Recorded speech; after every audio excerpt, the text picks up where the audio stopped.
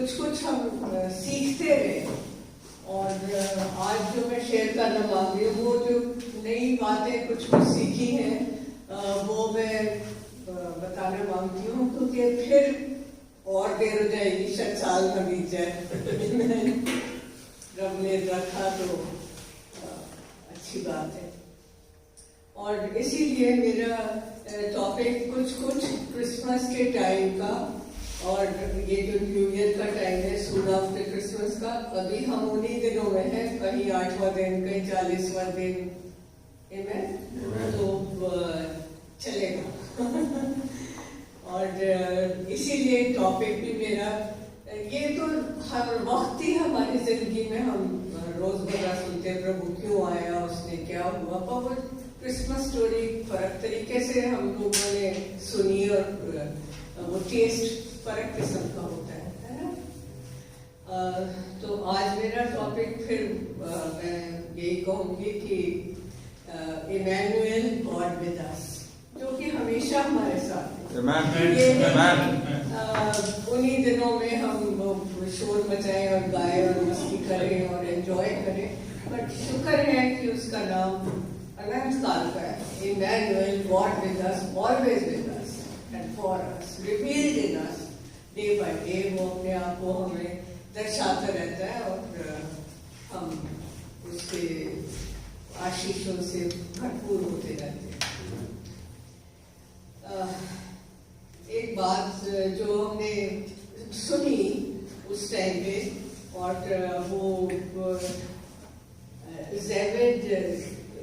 Kevin ज़ेडाय करके एक बंदा है, उसको बहुत प्रभु ने अपना सुंदर दर्शन दिए और बड़ी बड़ी बातें, और जैसे जैसे जो हम सुनते पाते हैं तो वो सीखते जाते हैं, और जब कोई नेक्स्ट प्रोग्राम सुनेंगे तो और सीखेंगे।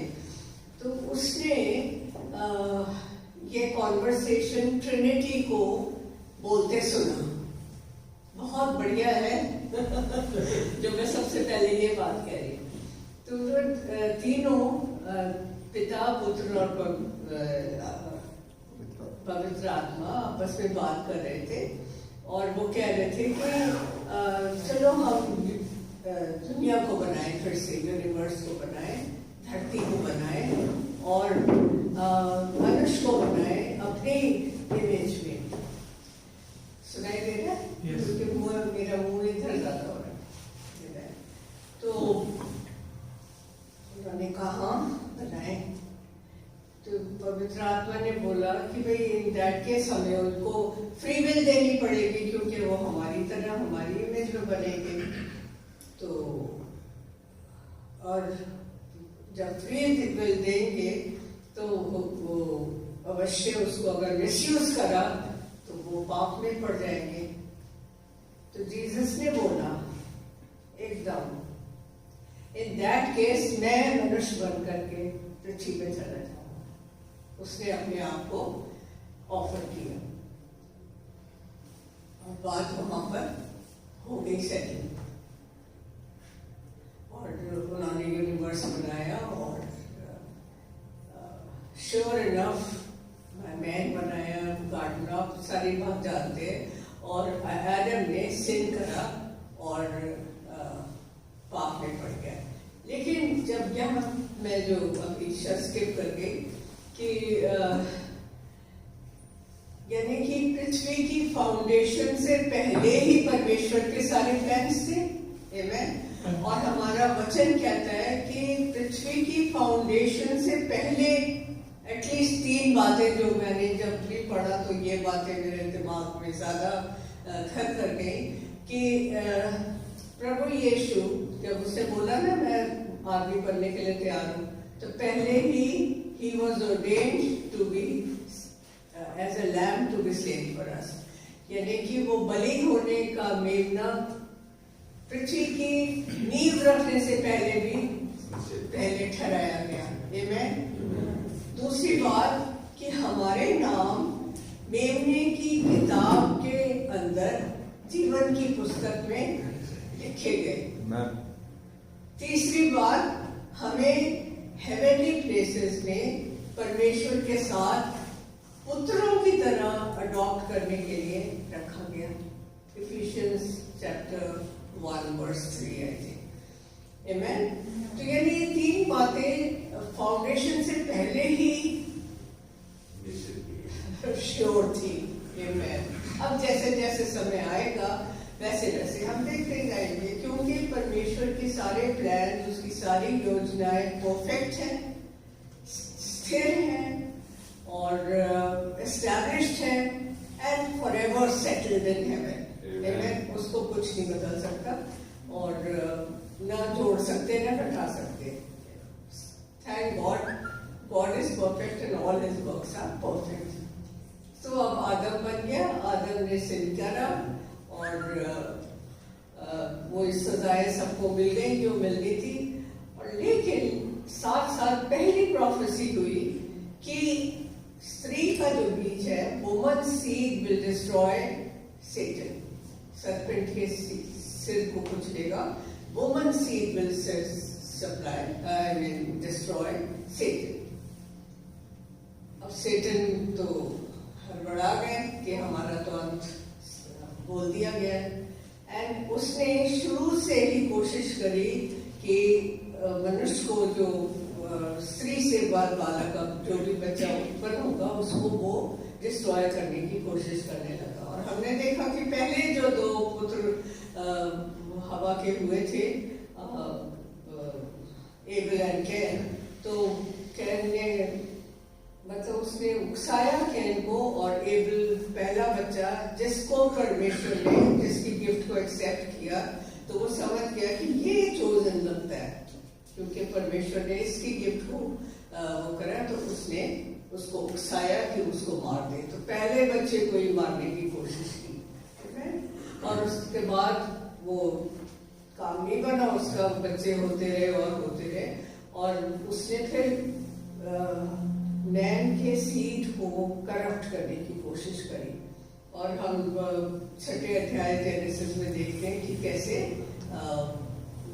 जो फॉलन एंजल्स थे, they went to the women of the world और उनके नेफिलिम्स पैदा हुए, वो जायंट्स वगैरह उन दिनों में पैदा होने शुरू हुए।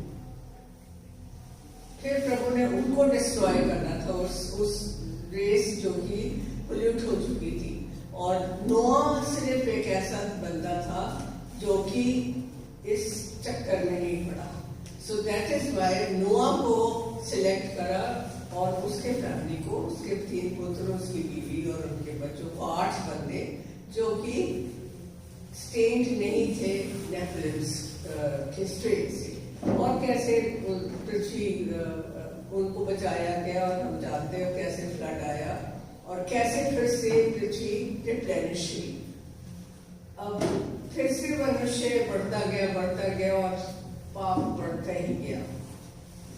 अब क्या हुआ है कि गलेशियंस 4:4 में वचन कहता है कि क्योंकि अब उसका हम देखें कि हर पेज पर परमेश्वर ऑफ बाइबल के हर पेज पर परमेश्वर का के उद्धार का, उसके रिडेम्पशन का प्लान अनफोल्ड होता जाता है। हम कभी कुछ देखते हैं, कभी हमारी समझ में कुछ आता है। और समय आया कि प्रभु यीशु के उत्पन्न होने का समय आ गया। और गलेशियंस 4:4 में लिखा है कि समय की पूर्ति के टाइम पर प्रभु परमेश्वर ने अपने पुत्र को संसार में भेजा, जो कि एक स्त्री से उत्पन्न हुआ और व्यवस्था के अनुसार पैदा हुआ। Amen? He was born of a woman, born under the law. और अब हम देखते हैं कि कैसे प्रभु ने आगे बोला कि मैं स्वयं एक चिन्ह दूंगा। God himself will give a sign कि एक कुंवारी हमला होगी और पुत्र जनेगी और उसका नाम इमैनुएल रखा जाएगा। वो होगा जो कि हमारे साथ, मनुष्य जाति के साथ रहेगा। और हमें पता है कि कैसे कुंवारी मरियम के पास गैब्रियल आया और उसने उसको अनाउंस किया कि तू एक बालक उत्पन्न होएगा तेरे को और वो संसार का परमेश्वर का पुत्र कहलाएगा। क्योंकि उसने बोला कि मैं तो अभी उसकी एंगेजमेंट हो गई थी जोसेफ से, और हम सब जानते कि वो कुंवारी थी, और पर उसने बोला कि ठीक है मैं तैयार हूँ। और ऐसे ही जोसेफ को भी ड्रीम में गैब्रियल ने बताया कि मेरी के बेबी होएगा और उसका नाम तो जीसस रखना। जीसस का मतलब होता है यीशुआ, सेवियर, और वो संसार का उद्धार करेगा। अब उन दिनों में क्या हुआ कि पहली दफा ऑगस्टस सीजर ने सेंसस करा, जिसे कहते हैं मर्दमशुमारी, जनसंख्या को गिनना शुरू करा। और उसने बोला भी सीरिया के जो लोग हैं सारे, जो उसके इलाके में आता था, कि क्विरिनियस जो गवर्नर था उसको बोला, और उसने ये संदेश दिया कि भाई मतलब ऑर्डर दिया कि सारे जन अपने अपने पितरों का जो शहर है, जो ओरिजिनल जिस जगह को आप बिलोंग करते हो, वहां पर जाकर के अपने नाम लिखवाने हैं हर एक बंदे को। इमेजिन पापा वगैरह पाकिस्तान जाए ना तो मतलब जहां जिस जगह पढ़ता था, तो मैं दिल्ली की हूँ एनीवे, तो उन सबको अपने अपने जन्म स्थानों पे जाना था। तो जो जिस घराने का था उसको वहां पर जाना था। और क्योंकि यूसुफ यहूदा के घराने का था, डेविड के घराने का था, जो कि यहूदा के घराने का था, और उसका जन्म स्थान बेथलेहम पड़ता था। अगर हम देखें तो जूडा की वो जो आती है आगे लिनिएज, उसमें न्योमी का याद है ना सबको, और न्योमी और बोआज का याद है, और बोआज और रूथ का पता है। और बोआज कहाँ का था? बेथलेहम का था। मैं वो नाम बता रही हूँ जो कि हमारे हर वक्त सुने हुए। तो बेथलेहम, और फिर वो बोआज का और उनका पुत्र आगे दाऊद होता है। तो दाऊद का शहर बेथलेहम, जो कि जिसका मतलब होता है हाउस ऑफ ब्रेड, रोटी का घर, और वहां पर वो उनका जगह थी। तो वो नाज़रेत से, गलील से बेथलेहम की तरफ आए। मुश्किल जर्नी थी, और मरियम प्रेग्नेंट थी, उनके लिए आना बड़ा मुश्किल था, लेकिन जैसे खैर वो आए। बाय द टाइम वो पहुंचे तो सब जगह कोशिश कर ली उनको रहने की, कोई जगह नहीं मिली। और कोई इनमें जैसे मतलब जो भी सराय वगैरह थी, लोग अपने घर दे रहे होंगे शेयर करने के लिए, व्हाटएवर जो थी, तो उनके लिए उनको कहीं भी जगह नहीं मिली।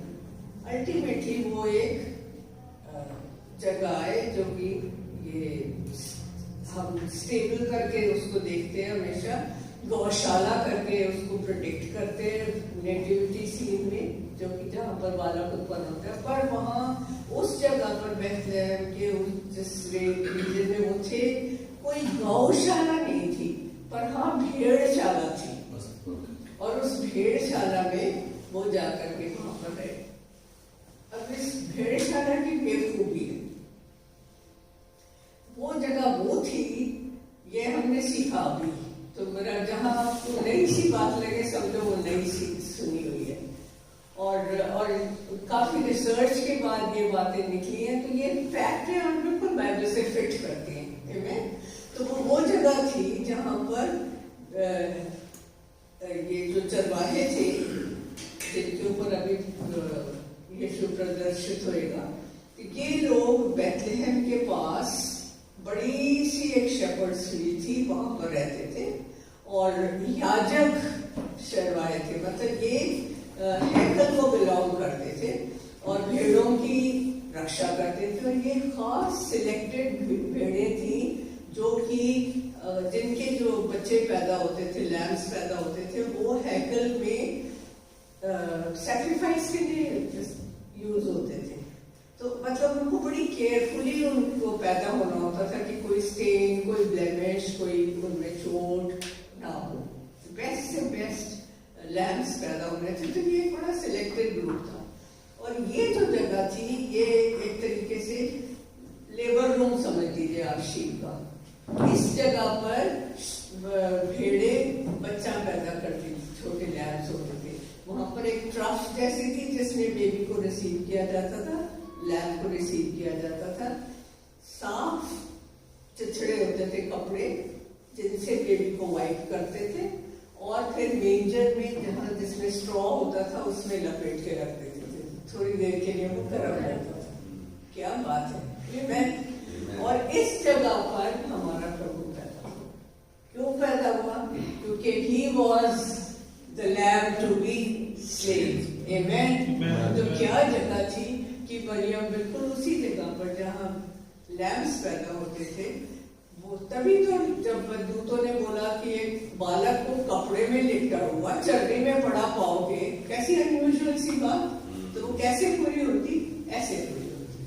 तो वही कपड़े जो कि भेड़ों के लिए इस्तेमाल होते थे, लैम्प्स के लिए, उस बच्चे को पोछा गया, लपेटा गया और मेंजर में स्ट्रॉ के अंदर रखा गया। अब क्या होता है आगे मैं तो देखी नहीं थी अपने नोट्स।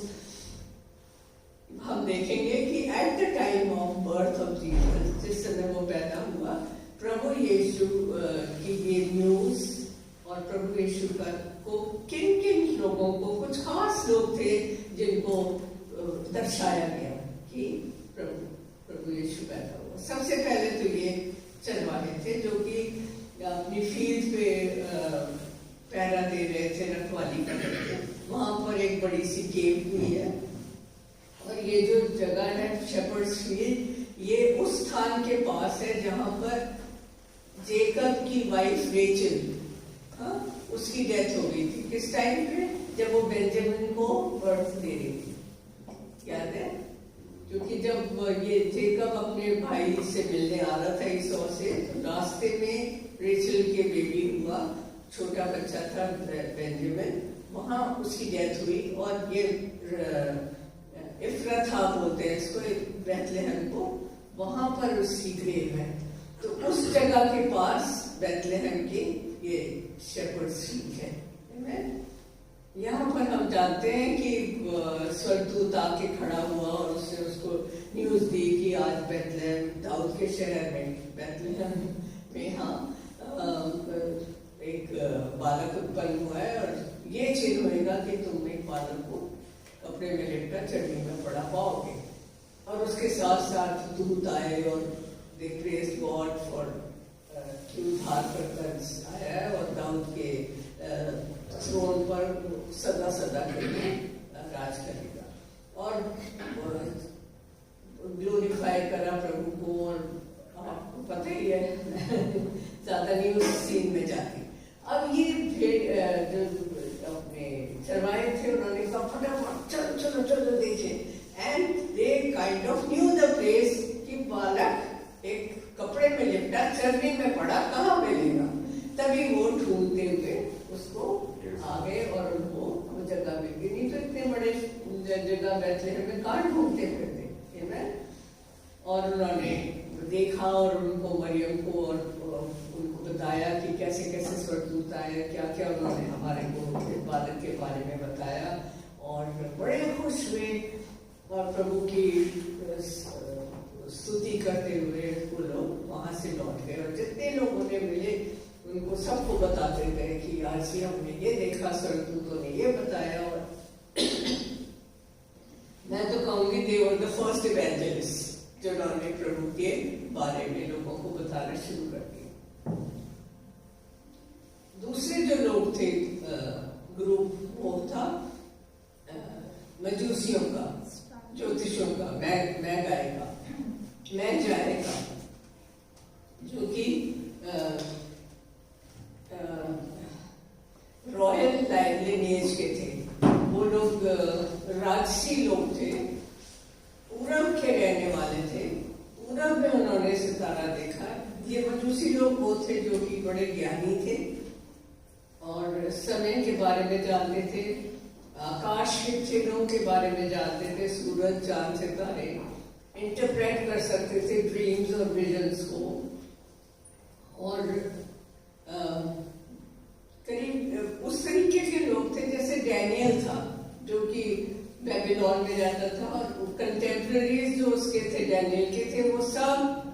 विजन्स और ड्रीम्स और सितारों के बारे में, और तभी नबूकदनेस्सर ने बोला मेरे ड्रीम का क्या इंटरप्रिटेशन है, ये लोग ये सब बातें जानते थे।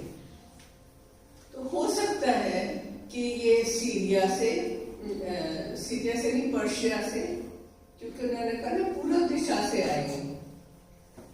इंडिया भी हो सकता है, यहाँ कोई कम ज्ञानी लोग नहीं थे। चाइना भी हो सकता है क्योंकि वो भी बड़ी पुरानी संस्कृति है वहाँ की। और हो सकता है बाइबल में तो शिवा के बारे में भी लिखा है, तो दैट मीन्स अफ्रीका के साउथ से आ रहा है। अगर आप आइज़ाया 60 चैप्टर के 6th वर्स में देखें तो वहाँ लिखा है कि शिवा से, मतलब उस रीजन में ड्रोमेडरीज थे, यानी कैरावन्स थे, ऊँटों के काफले थे, और वो लदे हुए थे सामान से, ट्रेजर्स से, और मतलब भेंटें थी उनके पास, और लिखा हुआ है खास सोना और लोबान और कीमती गंधरस, मतलब ये उस जमाने की महंगी चीजों में गिने जाते होंगे। तो वो ट्रेजर्स लेकर के वो ट्रैवल कर रहे थे, और आप समझ सकते हैं कि वो लैंड ट्रैवल कितना मुश्किल होगा, कितनी दूर से आ रहे होंगे। हमारी इंडिया ही देख लीजिए आप, सब तरह की ज्योग्राफी है यहाँ पर, पहाड़, नदियाँ, रेगिस्तान, क्या नहीं है।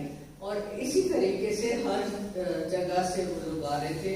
डेंजर्स थे उनको, जर्नी की डिफिकल्टी के, हो सकता है लुटेरे रास्ते में हो, व्हाटएवर। पर वो सितारा जो उन्होंने वहां पर देखा था, वो ही उन्होंने समझ लिया कि यहूदियों का राजा पैदा हुआ है। क्योंकि जब वो आके बोले, अब जब उन्होंने यहूदियों का राजा देखा तो उन्हें किस तरफ आना था? यरूशलेम, नेचुरली नहीं, क्योंकि यहूदियों के राजा ने यरूशलेम में पैदा होना था। और यरूशलेम में भी कहाँ? राजा के महल में, क्योंकि राजा के राजसी परिवार में ही होना है। इसीलिए वो पहले हेरोड के महल में गए और वो धड़ाके से पूछे, यहूदियों का राजा जो पैदा हुआ है कहाँ है?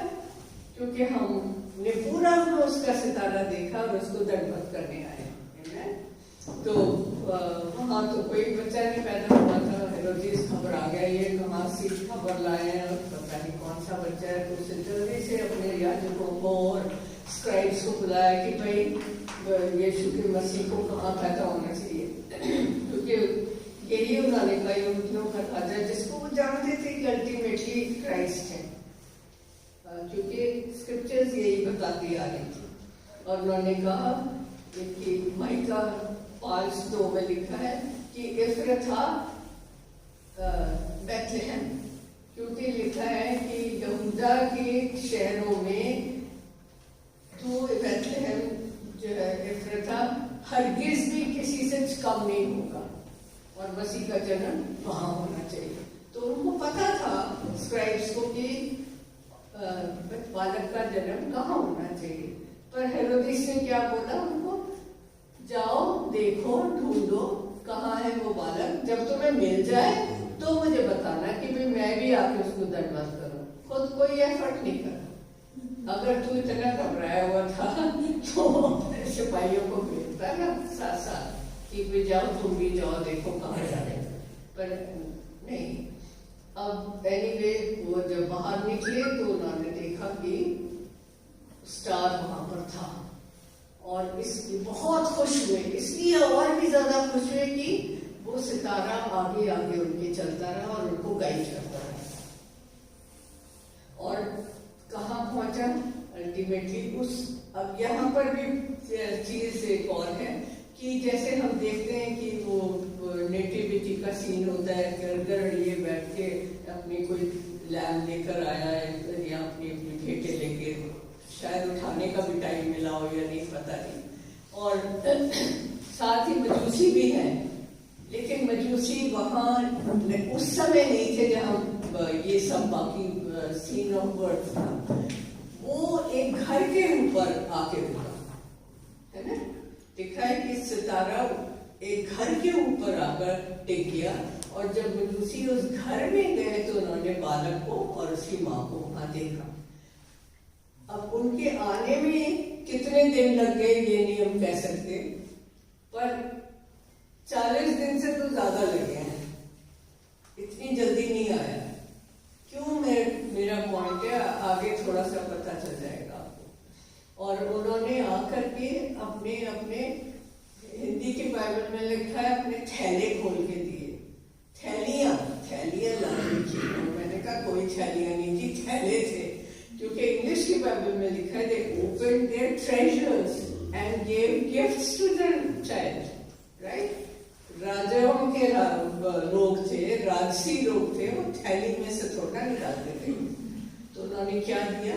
सोना दिया, लोबान दिया। सोना दिया क्योंकि वो राजा बनेगा, लोबान दिया क्योंकि वो प्रीस्ट बनेगा, याजक बनेगा, मुर्ग दिया क्योंकि उसको लपेटा जाएगा डेथ के लिए, मतलब दैट सिग्निफाइड हिज डेथ। और मर्ग को बॉडी को एम्बाम करते हैं। तो ये एक तरीके से प्रोफेटिक गिफ्ट्स थी जो कि जीसस को प्रेजेंट की गई। उसके बाद मजूसियों को परमेश्वर ने ही दैट मीन्स गाइड करे आ रहा था। और जब उन्होंने प्रभु को देखा बहुत खुश हुए, परमेश्वर की उन्होंने स्तुति करी। और मजूसियों को फरिश्ते ने ड्रीम में बोला कि अब वापस तुम हेरोड के पास मत जाना, और क्योंकि वो इस बच्चे को मरवाना चाहता है। तो वो उनको वार्न किया गया और वो दूसरे रास्ते से अपने देश वापस कर दिए। और ये कितने खुश गए होंगे कि जो उनका मिशन अकम्प्लिश्ड। आमेन। और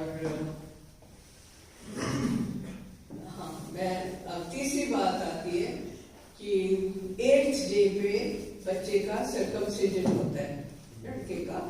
तो सर्कमसिजन वो खतना जिसे बोलते हैं, खतना हुआ और नाम रखाई करेगी। 8वें दिन बच्चे का नाम रखा गया। पिता से पूछते हैं क्या नाम, तो उसने क्या बोला? यीशु, जीसस। जो नाम फरिश्ते ने जोसेफ को बताया था कि बालक का नाम रखना, और उसका मतलब होता है उद्धारकर्ता। और जो बड़ी बात वो थी कि मरियम बहुत छोटी उम्र की थी, कुंवारी थी, लेकिन ऐसी 18-19 साल की टीन्स है। No, she was a young teen, maybe 15 साल की होगी, 14-15 कहते हैं, चलो खींच देते हैं। मतलब यंग लड़की थी, अभी बेबी का बर्थ था, और 1 हफ्ते के अंदर अंदर बैतलहम से यरूशलेम आई तो इस बच्चे के करने के लिए। तो प्रभु ने उसको एक्स्ट्रा स्ट्रेंथ दी, एक्स्ट्रा पावर ऑफ हीलिंग दी, और इस लायक बनाया कि वो यहाँ तक आ सके। अब आते हैं दूसरा जो इवेंट, 1 ही वर्ष के बाद उन्होंने बोला कि बच्चे को रिडीम करना था, डेडिकेट करना था।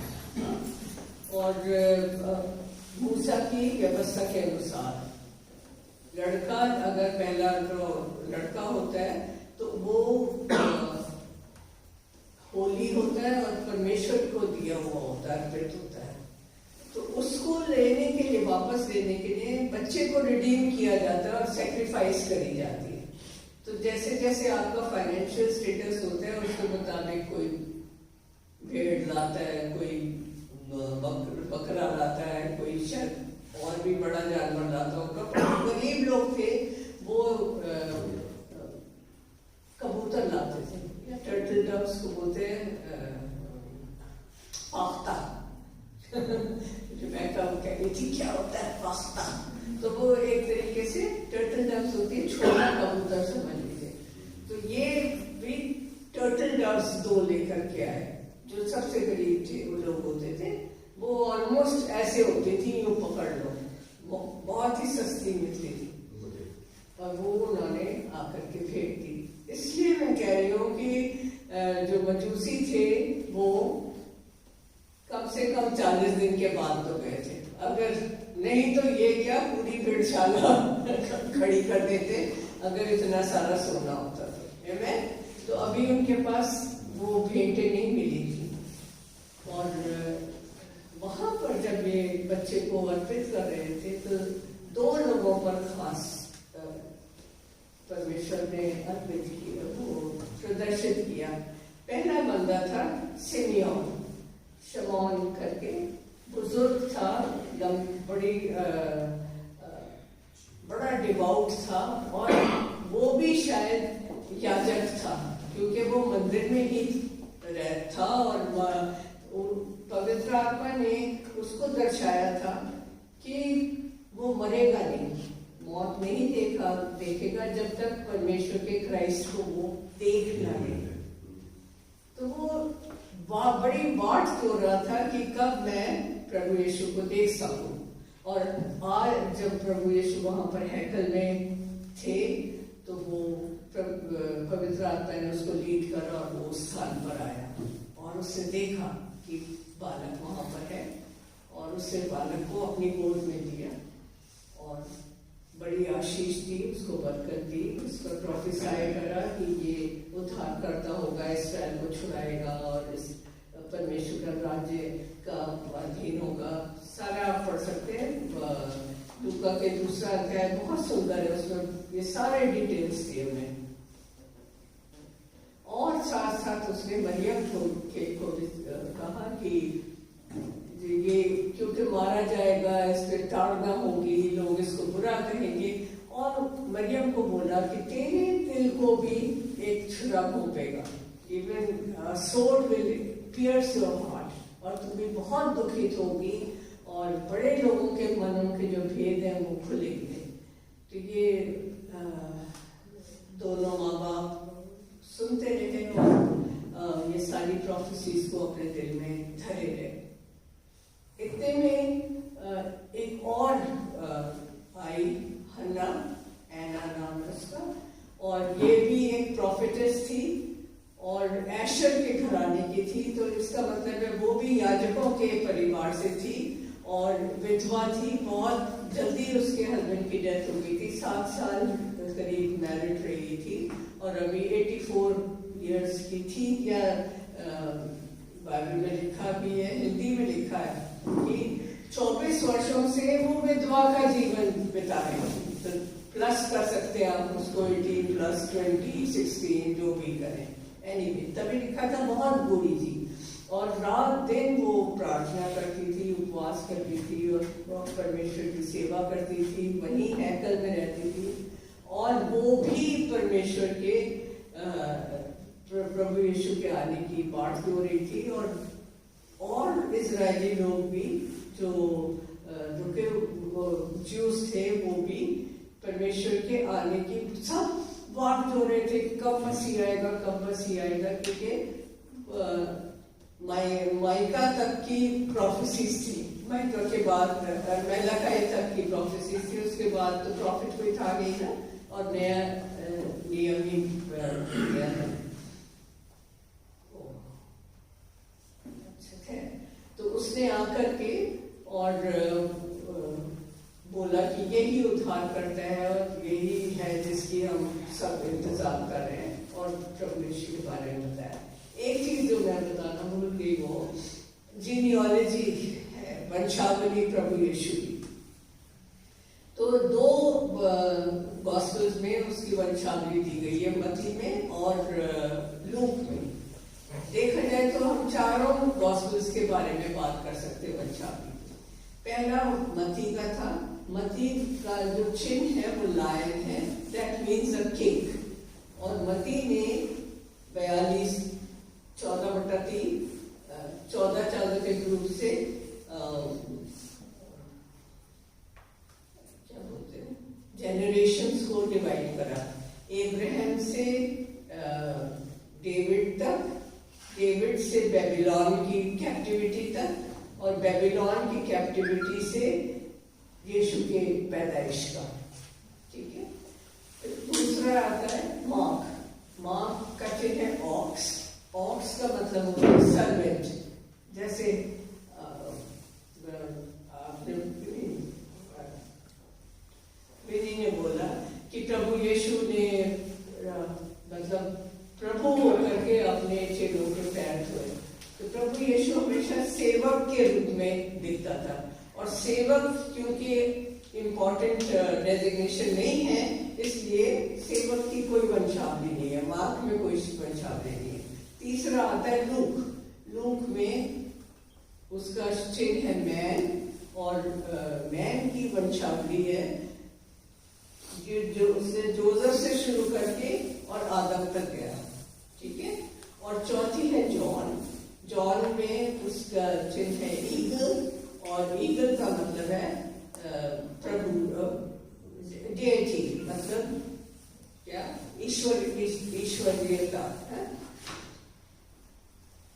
दो बातें नोट करने की है कि मैथ्यू में जो वंशावली दी है इब्राहिम से डेविड तक आती है, और डेविड के बाद सोलोमन, और सोलोमन के बाद जो फैमिली आता है वो जोसेफ के तक ले जाता है।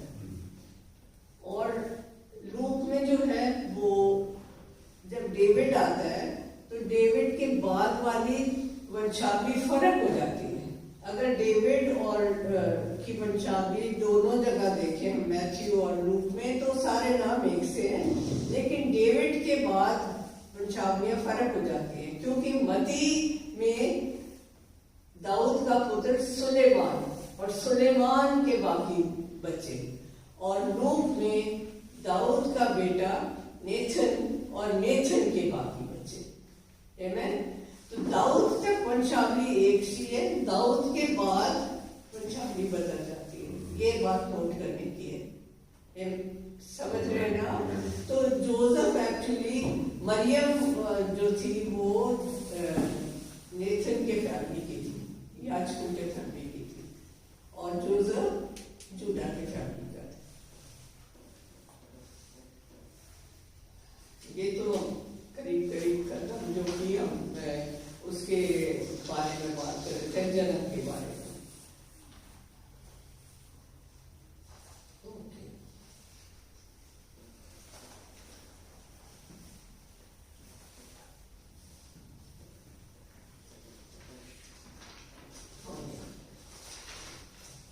अब जो मैं खास कहना मांग रही हूँ वो ये बात है कि यीशु का जन्म नहीं है जिससे हमारा उद्धार हुआ।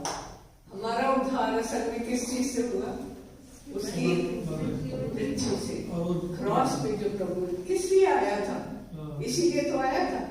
नहीं, in that case I am ready to go as a man, और जो सजा मतलब गुनाह की सजा मौत है वो मैं अपने ऊपर लेने को तैयार हूं। तो प्रभु यीशु के जन्म से हमारा उद्धार नहीं होता, उसकी क्रूस पर मृत्यु से हमारा उद्धार होता है। आमीन। अब ये भी इतना जरूरी नहीं है, अगर प्रभु यीशु का पुनरुत्थान नहीं होता, अगर वो जीता नहीं दोबारा, तो उसकी मृत्यु भी बेकार थी। वो भी ऐसा था, एक बड़ा अच्छा आदमी आया था, उसे इतने चमत्कार करे, उसने इतनी अच्छी प्रीच करी, वो हमारे पापों के लिए मर गया, लेकिन फिर वो किसी भी बड़े आदमी की तरह, किसी भी एक मार्टिर की तरह गिना जाता, लेकिन उसका पुनरुत्थान की वजह से वो मृत्यु पर भी विजय हुआ और हमारा सच्चा उद्धार करता पैदा हुआ।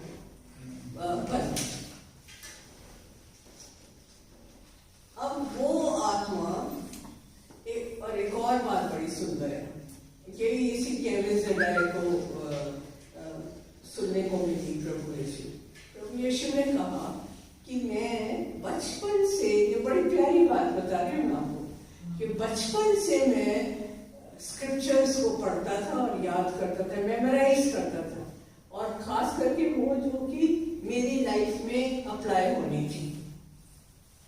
तभी वो छोटा सा 12 साल का कैसे बड़े बड़े बुजुर्गों के साथ बैठ के बात कर रहा था।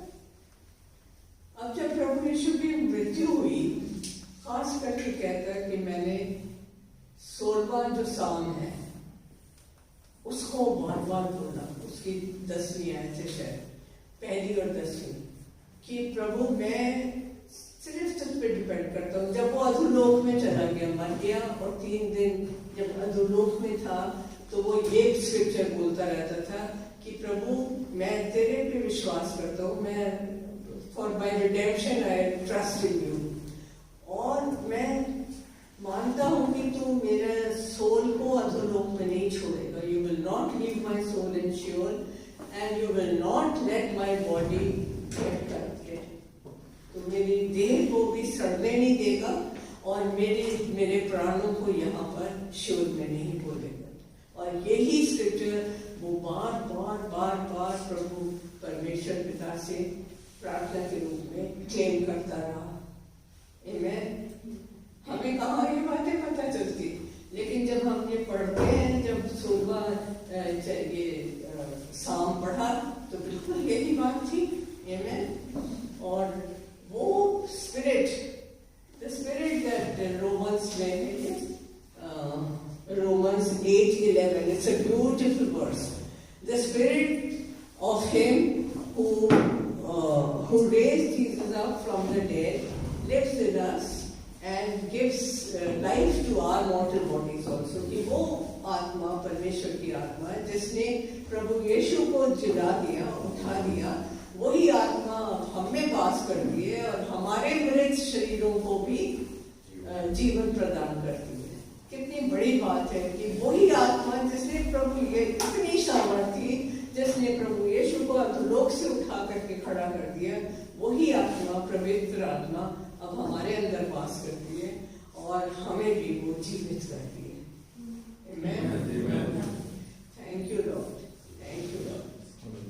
और जब प्रभु लिखा है कि इफिशियंस 4:8 में कि जब वो उठा तो he led captivity captive and gave gifts to men, कि जब वो अधोलोक से उठा तो वो बंधुता को बंदी बना करके ले गया और जाते जाते उसने मनुष्यों को दान प्रदान करे.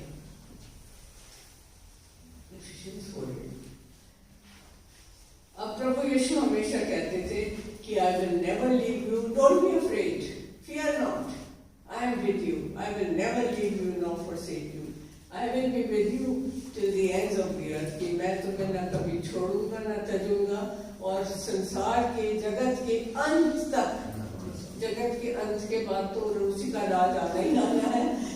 आमेन. तो जगत के अंत तक मैं तुम्हारा साथ नहीं छोड़ूंगा, हमेशा साथ रहूंगा. और उसने कहा कि मैं परमेश्वर के प्रॉमिस ऑफ द फादर को, पवित्र आत्मा को प्रभु ने हमें यतीम नहीं छोड़ा. Will not leave you orphans. जब वो गया और मैं पवित्र आत्मा को भेजूंगा जो कि हमारे साथ है, हमारे अंदर है, and is upon us and is always with अस. हमेशा हमें परमेश्वर की तरफ वो आकर्षित करती है, उसकी तरफ गाइड करती है, लीड करती है और हम हमेशा उसको महिमा देती है. तो हम परमेश्वर का शुक्र करें कि पवित्र आत्मा जो कि सामर्थी है, जो कि just as strong as the father, as the son and the holy spirit, एक है, एक ही स्तर के हैं, तीनों यहोवा हैं. आमेन. और प्रभु हमारे साथ है, इसीलिए ये बात सच है कि उसका नाम इमैनुएल है, गॉड विद अस, और वो हमारे साथ रहना चाहता है. कहते जहाँ 2 और 3 भी तुम मेरे नाम से इकट्ठे होगे, मैं तुम्हारे साथ हूँ. तुम amongst you, I will be with you and I will be amongst. हमारे भीतर रहना चाहता है, हमारे साथ रहना चाहता है और वो अभी भी हमारे साथ है. धन्यवाद. छुट्टी आजा. हम उसके नाम की स्तुति करें पहले कि Jesus name above all names, उसमें सारे नाम आ जाएंगे. तो मैंने वो भूल गई पढ़ना. आइज़ाया 9th chapter 6th verse, उसमें to us a son is born, to us a child is born, unto us a son is given, and the government be upon his shoulders. His name shall be called Wonderful, Counselor, Mighty God, Eternal Father, Prince of Peace is he. Amen. एक बालक उत्पन्न होता है लेकिन एक पुत्र दिया जाता है. For unto us a child is born, but a son is given. Amen. So we will sing to Jesus, the name of all name, beautiful Savior, glorious God.